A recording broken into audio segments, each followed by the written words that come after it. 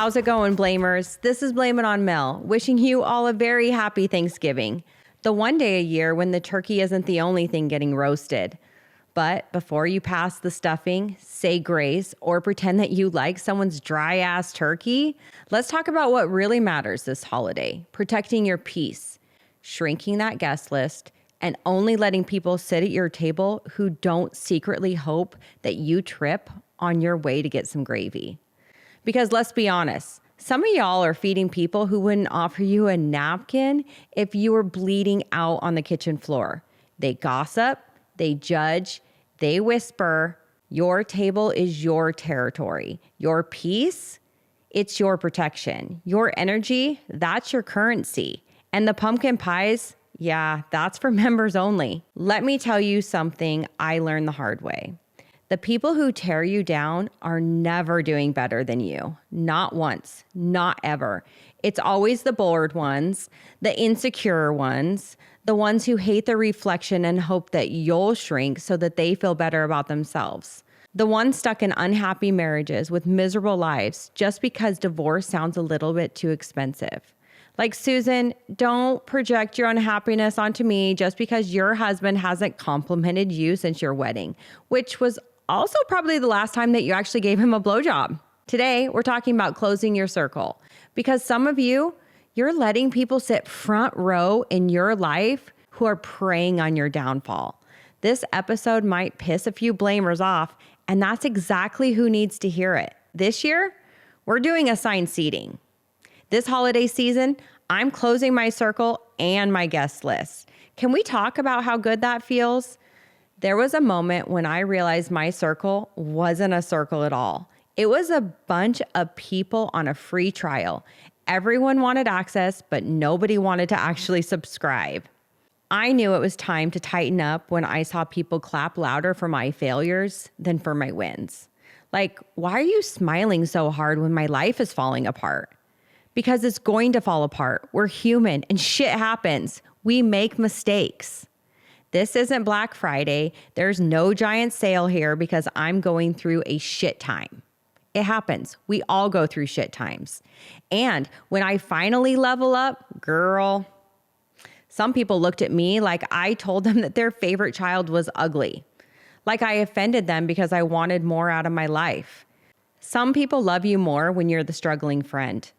The minute you start healing and thriving with main character energy, they malfunction like an iPhone dropped into the pool. Go grab that bag of rice, bitch. Let's talk about one of my favorite categories of humans. They're the people who talk shit the loudest about you, and they've never actually spoken to you. Like, wow, okay. We've exchanged one hi at a basketball game 3 years ago, and suddenly you're the narrator of my life story. These people talk with so much confidence, so much detail, that I start questioning if I blacked out and lived a whole extra life only that they witnessed. They act like they're auditioning for National Geographic. Here we observe Mel in her natural habitat. Okay, you saw me at Costco, relax, Susan. Or they talk like they're giving a full recap of a show that they never even watched. Oh, Mel, yeah, I heard she did blah, blah, blah. You heard? You heard from who? Your psychic, your dog, your insecure imagination? They're like Wikipedia editors with no credentials, writing paragraphs about me with zero actual information. At least Wikipedia, they try to cite their sources. These are the same people who couldn't hold a 5-minute conversation with me without melting like they're the Wicked Witch of the West. But online, behind my back, at brunch with their supposed friends that they're also talking shit about, you know the people I'm talking about, the blamers. We all have them. And the funniest part, they talk about me like we're friends, like we've had deep conversations, like they've seen my soul. Sweetie, you don't even know my middle name, and you definitely don't know my coffee order. You don't even know how to spell my last name correctly. Oh, by the way, there's a space followed by a capital letter. And yet you've got a whole suburban gossip unit investigation board about me on your kitchen counter. Here's the truth. People who talk the most about you are the ones who have the least access to you. They fill the silence with whatever their imagination can come up with, and it's usually wrong, and it's usually boring. If you're going to spread rumors, at least make them spicy. At least make them sound a little interesting. Although some of them have been a little wild lately. I was rumored to be arrested twice this year, yet I've never seen the inside of a cop car. I know, shocker. I've never been arrested, not even my younger days. I did, however, get threatened by an officer to get arrested, but that's a story for another day. So this Thanksgiving, to the blamers who talk about me without talking to me, you can sit at a table. You just can't sit at mine. Let's talk psychology. And don't worry, I'm not about to diagnose your best friend with a narcissistic personality disorder, even though she probably has one. People tear you down because they're insecure, they're jealous, they're unfulfilled, or their entire identity is based on who they gossip about. If someone has time to dissect your life like they're looking for a wishbone in the Thanksgiving Day turkey, well, congratulations, they've already lost theirs. And isn't it funny how the loudest haters, they always have, like nothing going on? Like, girl, instead of talking about me, maybe talk to your husband. He looks bored. He's been staring at the floor for 6 years. Better yet, why don't you have sex with him? Like kinky, fun sex, and stop laying there like a freaking starfish waiting for him to finish. Oh, and don't forget to tell him that Mel sent you. All right, let's talk about red flags. The ones that we ignore because we love the person, or too hopeful, or too desperate for adult friendship because making new friends in adulthood is basically like dating as a celibate. No freaking thank you. Red flags like they only check in when they need something. Classic. They go silent when you win. That's the loudest red flag of them all. Every compliment, it sounds like a roast, and there's always a knife in it. They give advice like they're your therapist, but then they treat your friendship like you owe them rent, utilities, and a security deposit. They pretend to cheer for you, but their energy says, trip on your way up the stairs, bitch.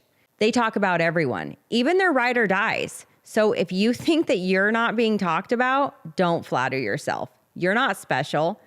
You're absolutely on the menu too. And the worst, they know your trauma and they use it like a conversational party trick. Like, why are all my struggles on your charcuterie board, Susan? When friends become frenemies. Oh, this one's my favorite. The evolution from friend to frenemy to full-blown hater wearing Lululemon.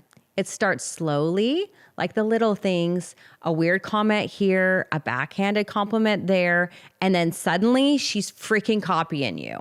Not just your hair or your outfits, I mean full identity theft. Hobbies, copied. Captions, copied. Your house, your car, your entire aesthetic. At this point, she wasn't inspired. She was downloading me like software. I've had a girl copy every single aspect of my life like it was her part-time job. I put in a pool, she puts in a pool. Not even a different shape, not a different style. Even the hot tub placement was absolutely the same, identical. I install a sport court.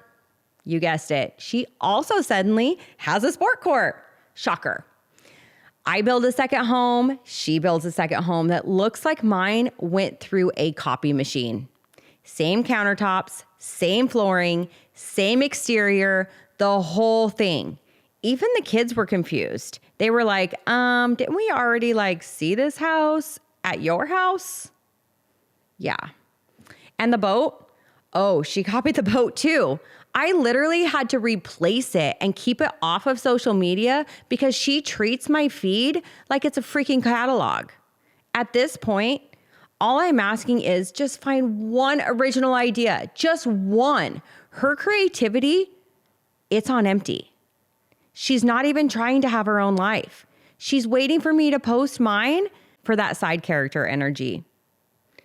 Eventually, she crossed the line that involved my kid, and our friendship, it exploded. These frenemies, they start to hate you. But here's the secret. They don't hate you. They hate themselves, and they see you as the mirror that won't lie to them. Mirror, mirror on the wall, who's projecting hardest of them all? Oh, look, it's her. You ever notice how the people who talk the most shit, they have the least going on? It's never someone that's successful or busy. They don't have time. They're too busy living their lives, drinking overpriced iced coffees and minding their own business. But miserable friends, oh, they've got all the time, so much time. They know everything about your life, but haven't reflected on their own since 2009. They stalk your feed with the same intensity that the FBI uses to find missing people, but never like or comment. If the person's life is so amazing, why are they obsessed with yours? Make that table smaller, throw away some chairs, or even break them. You do you. Closing your circle, it isn't dramatic. It's not petty. It's healthy. And look, I don't need a confrontation. I'm too grown for that. I'm not fighting you at a charity function. You'll notice, you'll feel it, and you'll definitely talk about it. And that's how I know that it was the right choice.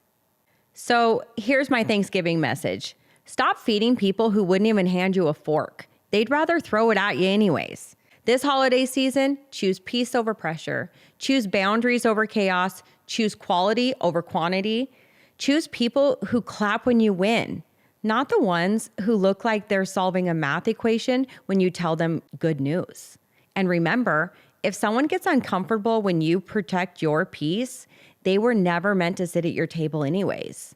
This is Blame It on Mel, shots of truth with no chaser. And I wish you and all the blamers a very happy Thanksgiving with people who truly love and truly support you. See you next week.